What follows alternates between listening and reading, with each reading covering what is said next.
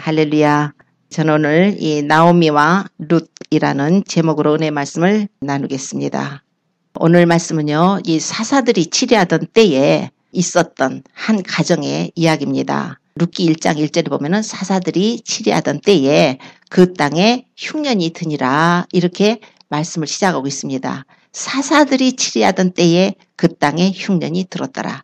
사사들의 시대에 뭔가 잘못됐다는 것을 우리가 알 수가 있습니다. 이 사사시대는 그러니까 이스라엘의 영적 지도자였던 모세와 여호수아가 이제 죽고 난 후에 이제 왕정 정치, 이스라엘의 초대 왕이 이제 사울 왕인데요. 그 왕정 정치가 시작되기 전에 약 350년간의 그 기간, 그러니까 영적으로 이제 무정부 상태 같은 가장 영적으로 암흑시대와 같은 그 시대가 바로 사사시대입니다. 왜냐하면 영적 지도자가 없기 때문에 사람마다 소견에 좋은 대로 행하였더라. 이게 사사기에 기록된 말씀입니다. 사사기 보면은 사람들이 어떻게 여호와 하나님을 섬길 줄을 몰라가지고 에브라임 지파의 미가라는 사람은 은으로 다 신상을 만듭니다.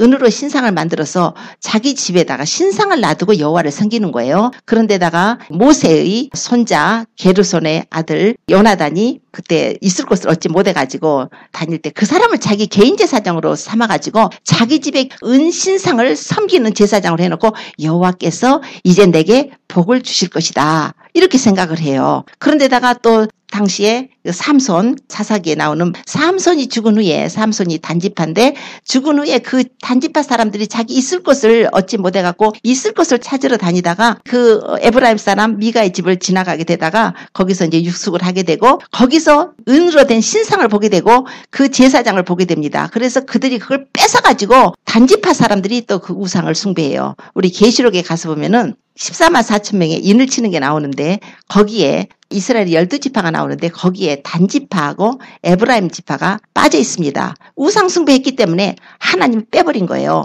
우상숭배라는 것은 그렇게 무서운 거예요. 자, 이런 상태에서 지금 사사들이 치리하던 때에 흉년이 들었을 때에 한 가정 이야기가 오늘 룻기에 소개가 되고 있습니다. 그때에 유다 베들레헴에 한 사람이 그 아내와 두 아들과 살았더라. 그런데 그 사람들이 모압 지방으로 가서 우거했다. 그 사람의 이름이 누구냐면 바로 엘리멜렉이라는 사람이었어요. 그 부인은 나오미고 그 아들은 말론, 그 둘째 아들은 기럨. 그런데 이 사람이 어디 사는 사람이냐면 유다 베들레헴 에브라스 사람들이더라 이렇게 말을 해요. 그래서 유다 사람이고요. 베들레헴에 살고 있고 에브라스 사람이더라. 에브라시라는 것은 누구냐면 갈렙의 부인의 이름이 에브라시입니다. 그러니까 갈렙, 그 구약시대의 영웅이었던 갈렙의 자손들이에요. 그리고 이 엘리멜렉이라는 사람 이름은 무슨 뜻이 있냐면은 엘리라는 것은 나의 하나님, 우리 예수님께서 이제 십자가의 고난을 받으시고 운명하시면서 엘리 엘리 라마 사박다니 그러시죠. 나의 하나님 어찌하여 나를 버리셨나이까 그러시죠. 엘리 나의 하나님이에요. 멜렉이라는 것은 왕이에요. 그러니까 엘리멜렉이라는 이름은 여호와 나의 하나님은 왕이시다. 그러니까 굉장히 신앙이 좋은 집안 사람인 것을 금방 알 수가 있어요. 자녀의 이름을 엘리멜렉을 지을 때 하나님이 여호와께서 우리의 왕이시다라고 지었으니까 얼마나 신앙이 좋은 집안입니까? 그 엘리멜렉이 그런데 두 아들을 이름을 지었는데 좀 특이하게 지었어요. 그 아들 첫 아들 이름은 또 말론이고 둘째 아들은 기럨인데 말론이라는 사람의 뜻은 병골이에요. 그리고 기럨이라는 둘째 아들 이름은 약골이에요. 몸이 굉장히 약해요. 아무튼 이렇게 이름을 지었어요. 특이한 거죠. 그런데 나옴이라는 사람의 이름은 뜻은 희락이에요. 즐거움이고 행복이에요. 그러니까 여호와는 나의 하나님은 왕이시다 하는 사람하고 희락과 즐거움, 행복이 가정을 이뤘는데 두 아들들 이름이 좀 특이해요. 아무튼 이렇게 가뭄이 들어가지고 이 사람들이 모압 땅으로 이주를 합니다. 그런데 모압에는 우상 숭배자들만 살아요. 모압의 신이 그모스라는 신인데 그 그모스라는 신은 전쟁의 신인데 열왕기 보면은 아합의 아들 여호람이 그 당시에 이 모압 왕하고 전쟁을 하게 될 때 유다의 여호사밧 왕하고 연합군이 돼가지고 전쟁을 하는 게 나와요. 그런데 그 전쟁을 하다 보니까 이 모압 왕이 못 이긴단 말이에요. 못 이기니까 가서 너무 분해가지고 자기 왕위를 이을 맏아들을 갖다가 불에다 태워갖고 변제로 다 제사를 갖다가 그 그모스 신한테다가 바치는 거예요. 자, 금오스 신이 뭐예요? 인신제사를 받는 거예요. 애들을 제물로 받는 그런 우상숭배죠. 그것을 하는 거예요. 이게 그 금오스를 숭배하는 그런 곳에 이 사람들이 모압 땅으로 간 거예요. 마치 예루살렘에서 여리고로 내려간 것 같이 기근이 들었다 해가지고 지금 베들레헴에서 떠나서 모압으로 갔는데, 베들레헴이라는 뜻은 뭐냐면 바로 떡집이라는 뜻이에요. 우리 예수님께서 베들레헴에서 태어나셨죠. 예수님이 생명의 떡이시지 않습니까? 그러니까 우리 하나님의 영광이 계신 곳, 그곳인데 그곳에서 지금 그들이 모압 땅으로 가게 되니까 벌써 이야기가 심상치 않게 전개가 되고 있는 거예요. 아, 이 사람들 무슨 큰일 나겠네. 아니나 다를까 그들이 그 모압 땅으로 가자마자 엘리멜렉이 죽었대요. 왜 죽었는가 이거 나오지도 않아요. 죽었대요. 그런데 거기에서 나오미가 하고 두 아들만 남아가지고 거기서 아들들을 결혼을 시켰습니다. 그래서 모압 여인들을 갖다가 이제 오르바라는 여인과 룻이라는 여인을 해서 결혼을 두 아들들을 시켰는데, 거기서 산지 10년쯤 되니까 두 아들이 아까 이름이 그랬다고 그랬잖아요. 병골이고 약골이라고 그랬잖아요. 두 아들이 죽었어요. 죽고 나니까 얼마나 나오미의 마음이 고통스럽겠습니까? 야, 정말 내가 하나님의 집을 떠나서 이 모압 땅에 와가지고 하나님이 금하시는 그 이방 여자들하고 결혼을 시키고 남편도 보내고 두 아들을 보내고 나니까 그 마음이 얼마나 고통스럽겠어요. 여호와의 손이 나를 치셨구나. 그래, 이제라도 회개하고 내가 아버지께로 돌아가자. 그래서 들으니까 그 당시 유다에 가뭄이 들어가지고 양식이 없었는데 이제 하나님께서 돌아보셔가지고 양식이 있다는 거예요. 아, 돌아가야겠다. 내 고향으로 돌아가야겠다. 그래서 두 며느리랑 함께 길을 가고 있습니다. 두 며느리랑 가다 보니까 며느리들 보니까 불쌍해요. 얘들아, 나랑 같이 가지 말고 너희들은 가서 새 남편 만나서 살아라. 그러니까 두 며느리가 막 울면서 어머니를 떠나지 않겠다고 막 울면서 막 그래요. 그런데도 나오미가 막 강권을 하니까 오르바는 그럼 저는 갈게요 하고 이제 갔어요. 그런데도 이 룻은 나로 어머니를 떠나며 어머니를 따르지 말고 돌아가라. 강권하지 마옵소서. 어머니께서 가시는 곳에 나도 가고 어머니께서 유수 가시는 곳에 나도 유수 가겠고 어머니의 백성이 나의 백성이 되고 어머니 하나님이 나의 하나님이 되시리니 어머니 죽으시는 곳에 나도 그곳에서 죽겠습니다. 그랬어요. 나로 죽는 일 외에 어머니를 떠나면 여호와께서 내게 벌을 내리시고 또 내리시기를 원합니다. 워낙 이제 강하게 이제 나가니까 나오미가 얘는 안 되겠네. 얘는 할 수 없이 데려가야겠다. 그래가지고 그 며느리와 함께 지금 고향 땅으로 돌아오는데 마치 보리 추수가 시작할 때였더라. 이렇게 나옵니다. 그래서 보리 추수가 시작할 때라는 것도 굉장히 영적인 의미가 있어요. 그래서 가서 이제 여자 둘만이 뭘 해먹고 살아요. 남편도 죽고 두 아들이 죽었는데 그야말로 너무나 불쌍하게 됐을 때 며느리가 이렇게 얘기를 해요. 어머니, 지금 보리 추수 시작하니까요. 내가 들에 가서 이삭을 줄게요. 이삭을 죽겠다고 하니까 어머니가 가라고 그래요. 그 당시에 가난한 사람들을 위해서 이삭 줍는 것이 허용이 됐으니까 추수할 때. 그래서 그 이삭을 주스러 나갔는데 마침 보아스라는 그 사람의 밭으로 갔다는 거예요. 굉장히 좀 뭔가 하나님께서 역사하심이 느껴지는 거예요. 요나가 하나님 명령을 어기고 다시스로 갔잖아요. 니느웨로 가가지고 회개하라고 선포를 했더니 싫어요. 그리고 요바로 내려갈 때 마침 다시스로 가는 배를 타는 거예요. 이 마침이라는 것이 참 축복으로 가는 길이 있고 또 어려운 길로 가는 길도 있는 거예요. 그러니까 이게 모든 것은 하나님의 섭리입니다. 그래서 가서 봤는데 또 우연찮게 마침 보아스가요 또 베들레헴에서 왔대요. 하나님이 그렇게 만나게 해주시는가 몰라요. 룻이 우연하게 그 간 곳이 바로 보아스의 밭이었는데 마침 또 보아스가 베들레헴에서 와가지고 둘이 이제 만나게 되죠. 거기서 이제 이삭을 죽게 됩니다. 그런데 이제 보아스가 와서 보니까 젊은 여자가, 이방인인 여자가 이렇게 죽고 있으니까 그 일꾼들에게 저 여자가 누구냐? 그러니까 저게요 나오미랑 같이 왔던 이방인 여자 룻이라고 그렇게 얘기를 합니다. 그러니까 너무 불쌍한 거예요. 그래서 보아스가 와가지고 딸아 이리 오너라 해가지고 이제 먹을 때 이리 와서 떡도 먹고 그 떡조각도 초에다 찍어서 먹으라. 목마르거든 가서 우리 소년들 물기로 온 데다 가서 마시고, 그리고 내가 소년들한테 네가 줬을 때 너를 책망하거나 꾸짖지 못하겠으니까 다른 밭으로 가지 말고 꼭 이 밭에만 우리 소년들을 따라서 이 밭에서만 다니면서 네가 이삭을 주어라. 뭐 이러면서 굉장히 배려를 이제 해줍니다. 그러고서 또 소년들한테는 뭐라고 하냐면 보아스가 줌에서 일부러 빼놓으래요. 줌에서 빼가지고 이삭을 줍도록 하라고. 그래서 이제 룻이 주워가지고 떠니까 한 에바 정도가 되는 거예요. 한 말 정도가 되는 거예요. 보리를 얼마나 많이 빼줬든지. 그래가지고 주워가지고 집에를 갑니다. 가니까 나오미가 오늘 어디 갔어? 어느 집에서 네가 주웠니? 그러니까 예, 보아스라는 사람 집에서 했는데요. 보아스가 추수 끝날 때까지 다른 데로 가지 말고 여기 있으면서 이삭을 주스라고 하더이다. 이렇게 얘기를 해요. 그러니까 깜짝 놀래가지고 나오미가 그 사람은 바로 우리 기업물을 짜야 우리의 가까운 근족 친척이란다. 그 얘기를 해줍니다.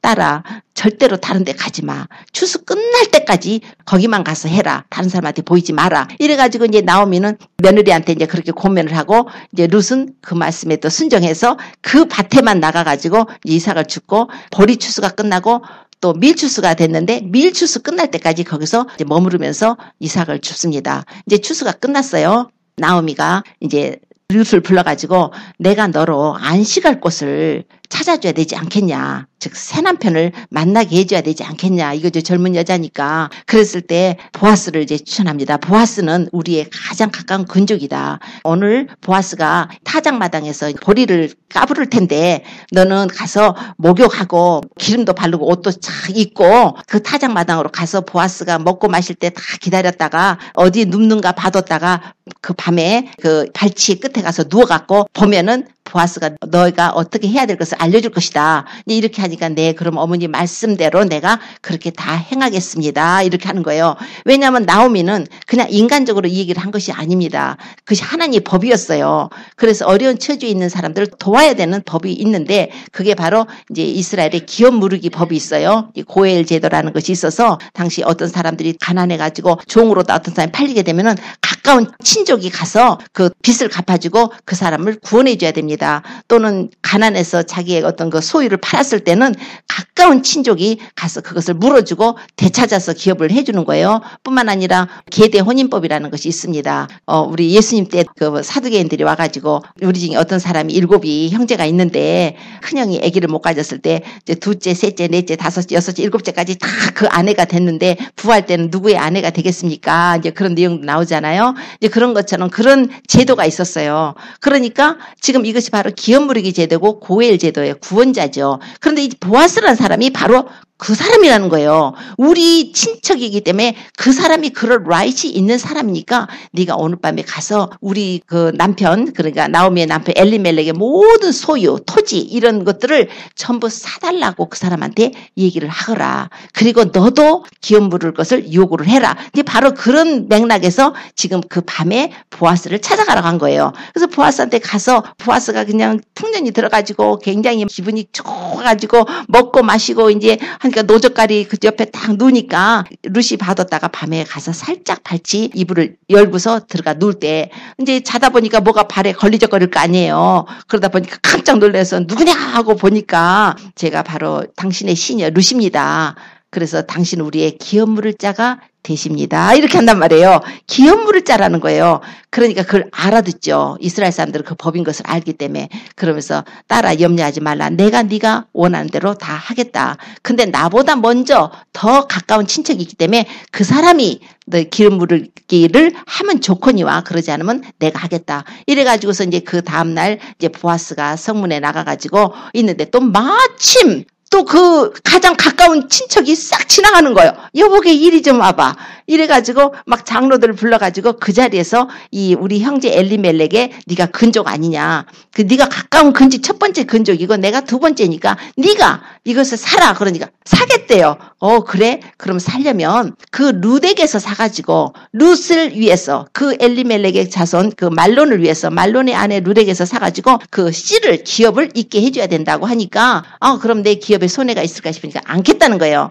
그러니까 신발을 벗어주면서 네가 해라고 줬어요. 그래서 보아스가 합법적으로 그 기업물을 자가 되어가지고 룻을 아내로 삼고 그리고 그 엘리멜렉의 모든 소유를 이제 전부 보아스가 가지게 됩니다. 그래서 나중에 아들을 낳게 되는데 오벳을 낳게 되죠. 이제 이런 그 하나님의 법에 의해서 이거 하는 것이 오늘 내용인데 마지막에 가서 보면은 그 내용이 베레스의 세계는 이러하니라 이런 내용으로 이제 끝이 나는데 베레스가 누구냐면은 그 유다가 엘과 오난, 셀라 세 아들이 있었었죠. 엘과 오난이 있었는데 유다의 큰아들 아기를 못 낳고 죽었어요. 하나님 보시기 악해갖고. 그래서 오난 그 둘째 아들 들어가니까 오난은 형한테 씨주기 싫어가지고 또 해갖고 또 죽었어요. 그러다가 이제 그 다말이라는 며느리가 창녀로 변장을 해하고 시아버지하고 그래가지고 아기를 낳게 됩니다. 베레스하고 세라를 낳는데 그중에서 베레스, 바로 유다의 계통에서 왔죠. 베레스라는 사람의 계통이라는 거예요.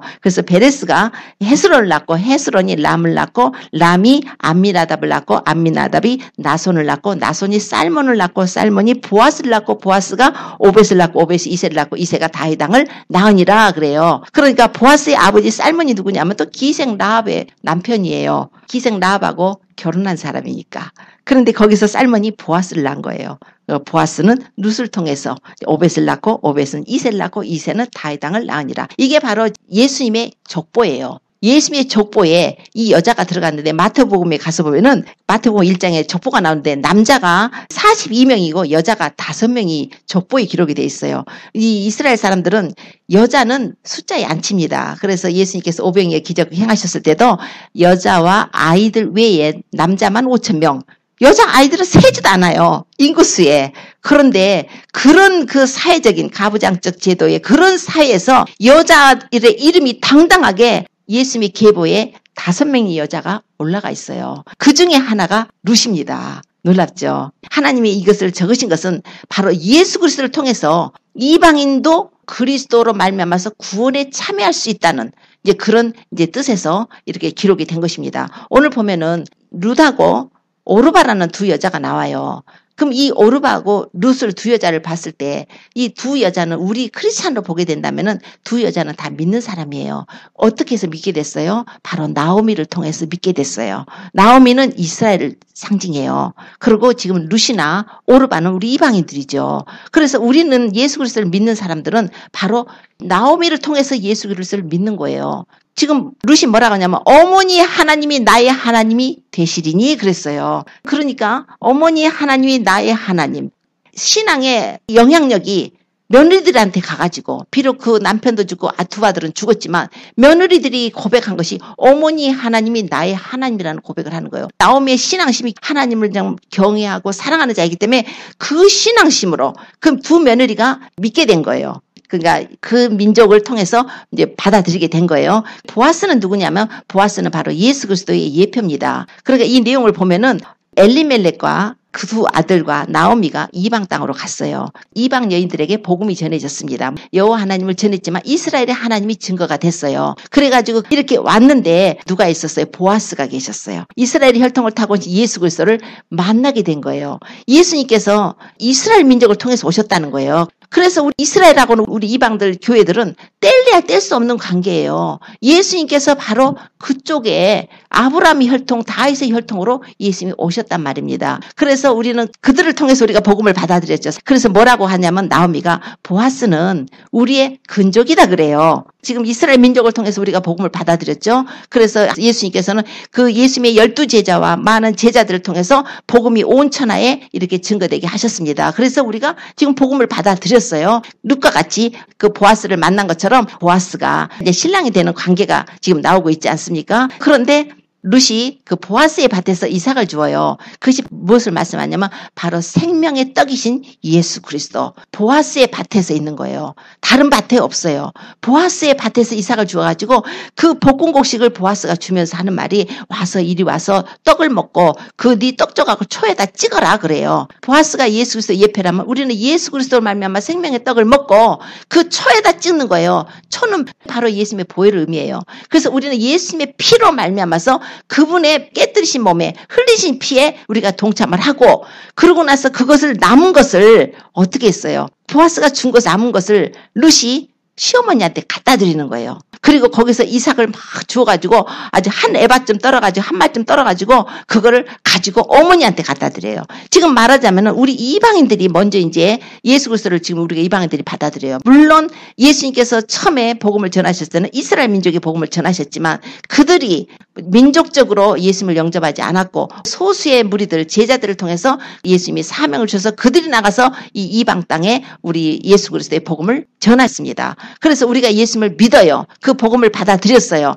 우리가 복음을 받아들였는데 로마서 11장 25절에 가면은 내가 너에게 비밀을 말한다. 너희가 이것을 모르기를 원치 않는다고 바울 사도가 뭐라 하냐면은 이방인의 충만한 수가 차기까지 이스라엘의 덜어는 완악해졌다는 말씀을 해요. 이스라엘 사람들이 지금 예수님을 안 믿어요. 이스라엘 사람들은 유대교예요. 지금도 짐승을 잡아서 피를 흘려서 그걸로 제사를 드려야만 하나님이 받는다고 생각을 하는 민족이에요. 지금 성전이 없어서 그렇게는 못하고 있어도 이제 좀 있어서 성전을 짓게 된다면 다시 제사가 부활이 될 것입니다. 그런데 이 룻기를 통해서도 어떻게 됐냐면 룻이 어머니와 함께 가는 거예요. 어머니는 보아스를 소개해 준 자죠. 어머니는 이스라엘로 치면은 이스라엘은 우리에게 예수 그리스도를 소개해서 우리가 예수님을 먼저 영접을 했습니다. 그리고 예수님을 만나가지고 먼저 떡을 먹고 그분의 깨뜨리신 몸과 흘리신 피에 동참을 하고 우리가 예수님을 영접을 했어요. 그런데 이제는 우리가 그 먹었던 이삭을 지금 주웠던 이삭, 그것은 바로 복음을 전하는 거예요. 복음을 전했기 때문에 이삭을 줍는 거예요. 우리가 지금 알곡들을 이렇게 줍지 쭉정이 줍는 거 아니잖아요. 우리 이방인들에게 주신 시간들이에요. 우리는 가서 그 보아스의 밭에서 예수 그리스도의 복음 안에서 우리가 마음 놓고 복음을 전하고 이삭을 줘야 되는 거예요. 지금 열매들을 받아야 돼요. 그래서 많은 사람들에게 구원으로 이끌 수 있도록 해서 우리가 지금 또 그 남은 것을 갖고 가서 그 나오미에게 주는 것과 같은 이스라엘 민족들도 결국은 이방인들을 통해서 또 복음을 다시 듣게 되는 거예요. 그들은 예수님을 그 당시에 십자가에 못 박고 예수님을 받아들이지 않았지만 이방인들을 통해서 복음이 편만하게 증거돼가지고 다시 복음이 이스라엘로 돌아가고 있는 거예요. 그래서 계시록에 보면은 14만 4천 명의 이 그 전도자들이 나와요. 전도자들에게 하나님 인을 치신데 12지파 이스라엘 12지파의 전도자들인데 그 사람들은 이제 환난 가운데 사역할 환난 사역자들입니다. 그런데 그 얼마나 많이 이방인들이 가서 복음을 전했든지 이스라엘도 복음이 전해진다는 거예요.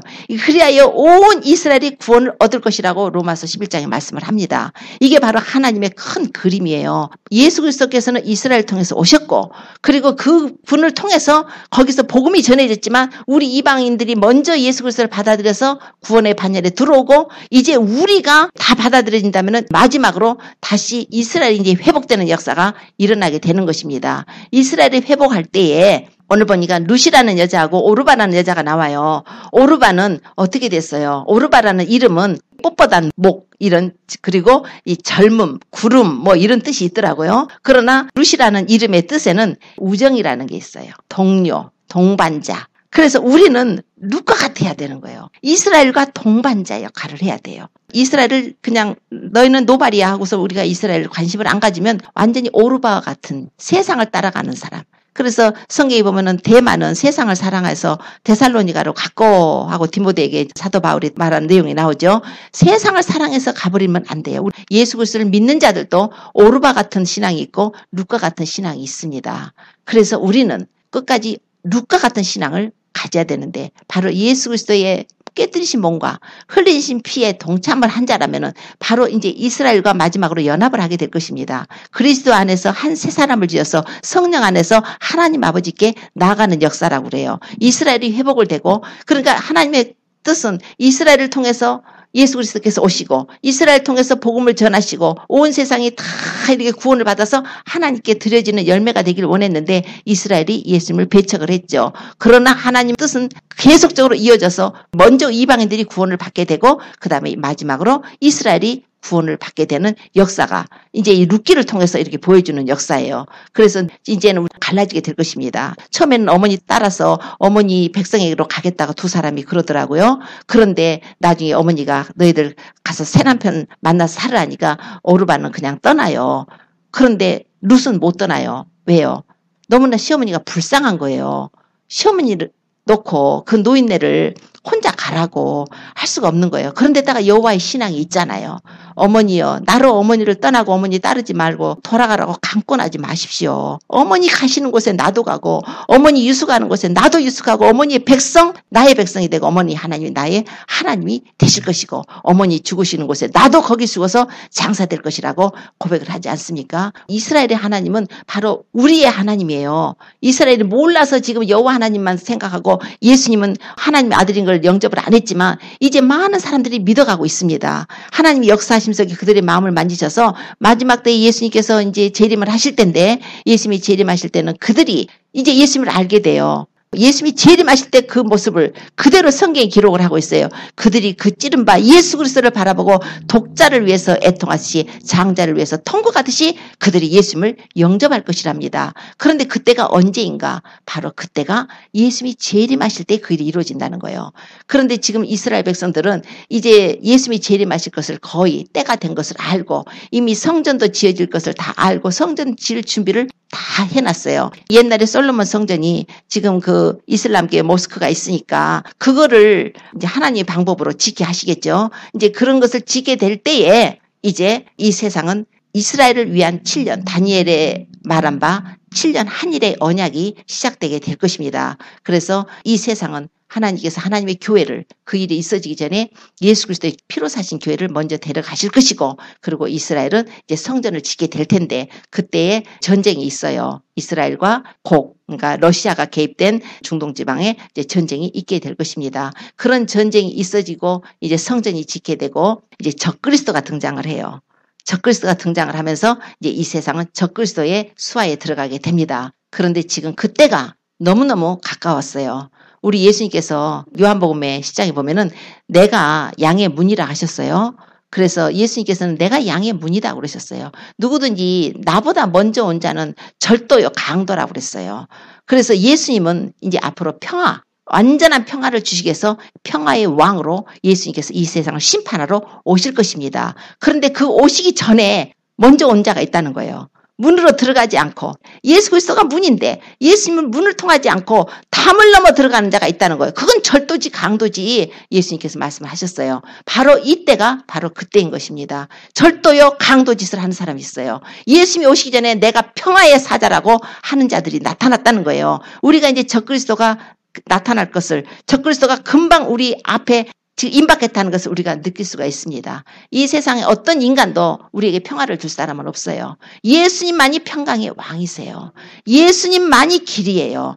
예수님만이 진리예요. 예수님이 생명이에요. 우리가 이제 예수님이 길이고 진리고 생명이다 그러면은 아주 편협하고 고집스럽고 독선적이고 어떻게 너네 종교만 구원이 있다고 하냐?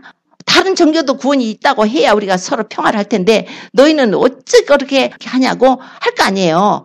아니야, 우리는 절대적으로 예수님 한 분이 구원 준 걸 믿는다. 하나님께서 예수 그리스도 외에는 다른 구원받을 만한 이름을 우리에게 주신 적이 없다. 우리는 그렇기 때문에 예수님이 바로 구원 준 걸 믿는다. 생명인 걸 믿는다. 길인 걸 믿는다. 진리인 걸 믿는다. 이러면 다른 종교하고는 타협이 없는 거예요. 그렇기 때문에 세상에서 지금 가장 미워하는 것이 이제 앞으로 기독교인일 것입니다. 기독교인만 미움을 받아요. 아주 고집스럽고 편협하고 어떤 사람은 치졸하다고 그런 표현을 벌써 쓰는 주의종들이 있더라고요. 아니 예수님을 우리가 진리라고 선포하는데 왜 치졸합니까? 예수님을 우리가 진리고 생명이고 그분의 피가 뿌려져야 우리가 구원받는데 왜 우리가 치졸합니까? 아니에요. 우리는 정말 진리를 발견한 사람들이에요. 은혜로다가 주님이 주신 거예요. 예수님만이 생명입니다. 여러분들이 예수님을 꼭 붙드세요. 다른 것으로 우상 숭배하거나 다른 사탄적인 걸 숭배하고 제사하는 것은 다 지옥 갑니다. 우리는 단호해야 돼요. 진리만큼은 단호해야 됩니다. 다른 사람들이 선한 일을 하고 평화를 외쳐도 좋아요. 세상 것으로 평화하고 인본주의로 다른 사람 사랑하고 평화하는 거 좋습니다. 그러나 그 평화를 외치는 자가 만약에 진리를 어게인스트 한다면 예수님 믿는 것을 부인한다면 예수만이 길이고 진리가 아니라고 하면서 예수 믿는 자를 미워하면서 그들을 잡아 죽일 계획을 쓰면서 우리는 평화한다고 하면 우리가 그들을 따라가겠어요? 도적이고 절도고 강도죠. 우리가 그것을 깨야 됩니다. 지금 이 영적으로 굉장히 혼탁한 마지막 때이기 때문에요. 하나님은 하나님의 자녀들에게 성령으로 충만한 은혜를 더 보시고 의로운 자는 더 의롭고 거룩한 자는 더 거룩하게 됩니다. 그러나 사단도 자기 편에 막 갔다가 이제 자기 편을 만들기 때문에 더러운 자는 더 더러운 짓을 해요. 더 불의한 자는 더 불의한 자가 되게 된다고 했어요. 이게 성경이 기록이 되어 있는 말씀입니다. 그러므로 우리는 이제 결단을 해야 돼요. 예수님이 길이면 절대로 배반하지 마시고 다른 종교 구원 없어요. 예수님만이 길입니다. 그렇다고 우리가 종교인을 말하는 거 아니에요. 우리 자신 한 사람 한 사람이 예수님과 퍼스널 릴레이션십을 가져야 돼요. 예수님은 인격적으로 우리와 대화를 하고 살고 계십니다. 우리 안에 살아계셔요. 예수님은 우리하고 대화를 하셔요. 내 생각인 것 같은 생각까지도 때로는 주님이 내게 말씀하시는 생각일 때가 많아요. 주님이 내 안에서 묵은 걸 생각나게 하셨는데 그게 성경의 말씀에 하나님의 말씀에 성품에 부합되는 것이면 성령께서 우리에게 말씀을 하고 계시는 것입니다. 사단의 음성을 듣고 사단을 따라가는 사람들이 있어요. 그것은 성경 말씀에 비춰봐서 성경의 그 하나님의 성품이 아닌 것을 따르면서 그것이 하나님이 주신 음성이라고 가는 미혹된 사람들도 있더라고요. 그러나 우리는 하나님께서 우리에게 어떤 생각이나 음성이나 어떤 말씀을 주실 때 성경에 있는 말씀을 가지고 하되 그것이 하나님의 성품에 맞아야 돼요. 마귀도 때로는 하나님의 말씀을 가지고 와서 우리를 시험하기도 하기 때문에 말씀 받았어 하고 무조건 좋아하지 말고 그것이 그 어떤 시츄에이션에 하나님의 성품에 하나님의 뜻인가 아닌가 그거를 하나님의 성품인가 하면서 우리가 분별을 하면서 그것도 나가야 됩니다. 아무튼 이렇게 마지막 때에 우리가 이제 지켜야 될 것은 신앙이에요. 배도의 신앙으로 가지 말고 오직 예수님을 붙잡으세요. 그분의 은혜를 구하세요. 내가 하고자 하는 결단이 쓴다면 그때부터는 은혜를 구하셔야 돼요. 주님이 도와주셔야 됩니다. 그들을 두려워하지 않게 도와주셔야 돼요. 내가 막 나는 그렇게 할 거야 하고 내가 해봤자 나의 의지는 너무 약해요. 사단은 강하잖아요. 더 강하신 예수님이 붙들어줘야 돼요. 성령님이 붙들어줘야 돼요. 그래서 은혜를 사모해서 주님 도와주세요. 내가 어떤 경우라도 배도하지 않게 도와주시고 어떤 경우라도 그들이 요구하는 그 베리칩 파지티브하지 긍정의 표 해서 사람 몸에다 심는 거 그런 거 앞으로 다가올 때에 지금 받고 있는 사람들이 있어요. 모르기 때문에. 그래서 지금도 받지 말라고 지금 우리가 전해야 됩니다. 그거 나중에 적그리스도가 등장한 후에 사람들 죽인다고 할 때 그때나 짐승의 표고 그때나 베리칩이 그때 성경에 나오는 칩이지 지금은 괜찮아. 그거 어리석은 거예요. 지금부터 시작을 해요. 그래서 적그리스도가 나와서 굉장히 막 사람들 죽이고 할 텐데 그러기 전에는 아주 사람들 회유작전, 뱀이 하와를 유혹했던 것처럼 유혹해서 다 많은 사람들 받게 할 것입니다. 그리고 나서 최종적으로 안 받은 사람들은 그때 죽는 거예요. 그러나 그 유혹할 때도 우리가 이 세상 시스템에서 살기가 힘들어질 것입니다. 물건을 사기가 힘들어질 것이고 병원에 가기가 힘들어질 것이고 꼭 그러니까 적그리스도 가서 그때 안 받으면 죽인다고 할 때까지만 기다리지 말고 지금부터 받지 말아야 되는 거예요. 지금부터 절대 사람 몸에다가 표 받지 말고 신분증 그냥 우리 주는 아이디 들고 다니는 건 노 프라브롬. 그건 들고 다니세요. 그러나 내 몸속에다는 어떤 표도 받지 말고 그리고 이 하나님의 진리를 우리가 우상 숭배하지 말고 진리를 붙들어야 돼요. 예수님만 붙들어야 됩니다. 그분만이 우리를 사랑하셔 십자가에 죽으셨어요. 그리고 무덤에 들어 3일 만에 부활하셨어요. 그분 우리의 생명입니다.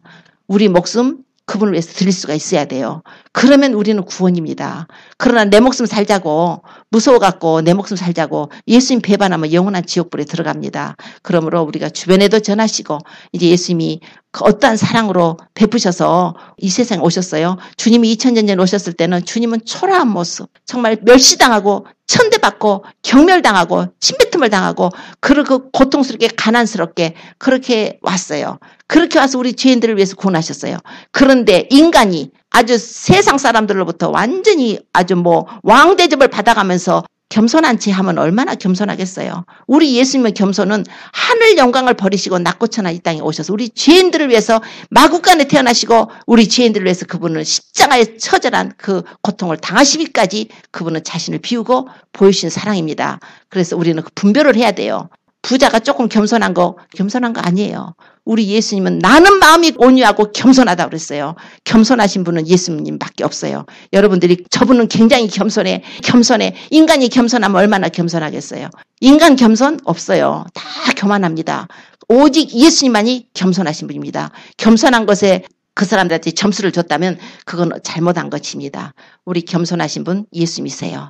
하늘 보좌 버리시고 오셨어요. 나 같은 죄인들 위해서 십자가의 고난을 받으셨어요. 그분만이 우리가 사랑해야 할 대상입니다. 그분만이 우리의 왕이세요. 그분만 우리가 높여야 되는 거예요. 그분만이 영광을 받으셔야 돼요. 이 세상에 어떤 인간도 영광 받으면 안 돼요. 이 세상에 어떤 인간도 영광을 받으면 그 사단의 일입니다. 우리는 오직 예수님만 영광 돌려야 돼요. 아버지 하나님만 영광을 돌리고 우리 성령님의 인도하심 속에 우리가 성령 충만을 받아서 영적으로 통찰력이 생기고 분별력이 생겨서 정말 마지막 때에 믿음을 지키고 예수님을 더 사랑하고 이제 분별력을 가져서 많이들 전도하시고 그리고 말씀과 기도로 우리를 무장을 하고 또 중보기도도 많이 하셔야 됩니다. 이웃들에게 용서하시고 이웃들 용서하셔야 돼요. 용서하시고 사랑을 행하고 그래서 우리가 무장해서 주님 오실 때 공중에서 나팔소리 날 때 주의 신부들 데려오실 때 그런 자들은 나팔소리를 듣게 될 것입니다. 그날에 주님 부르실 때 공중에 올라가서 어린 양 혼인잔치에 참여하는 저와 우리 모든 성도님 되시기를 예수님으로 축원합니다. 기도드리겠습니다.